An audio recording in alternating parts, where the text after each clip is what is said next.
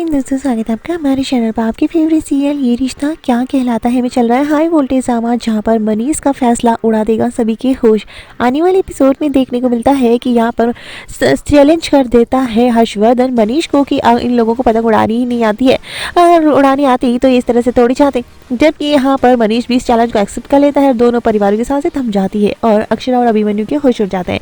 तो वहीं अब मनीष रुकने का नाम नहीं लेता सबके बनाने के बावजूद भी, और दूसरी तरफ यहाँ पर हर्षवर्धन भी ऐसा ही करता है। लेकिन कायरव भी करता है, अगर इन लोगों ने ऐसा कुछ तमाशा शुरू कर दिया है तो ऐसा नहीं लगना चाहिए कि यहाँ पर कुछ ड्रामा हो रहा है, इसलिए हम लोगों को भी ज्वाइन कर लेना चाहिए। और दोनों की फैमिली एक दूसरे का साथ देती नजर आती है। लेकिन फिर भी इन दोनों की टशनबाजी खत्म नहीं होती, इसीलिए अक्षरा साइड में जाती है और अभिमन्यु वहां पर पहुंच जाता है और उसका मूड फ्रेश करने की कोशिश करता है। लेकिन अक्षरा चाहती है कि दोनों ही परिवारों का ये टशनबाजी खत्म हो, इसीलिए दोनों ही यहाँ पर नाच गाना डांस शुरू कर देते हैं। और आरोही को ये बिल्कुल पसंद नहीं आ रहा होता।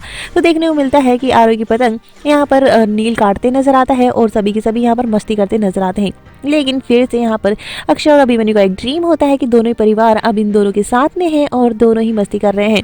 लेकिन ये सिर्फ एक ड्रीम होता है और दोनों की टशनबाजी खत्म नहीं होती। कायरव इन चीजों को नॉर्मल करते दिखता है, तो वहीं पर देखने को मिलता है कि इन सब में थोड़ा कुछ नॉर्मल होने लगता है।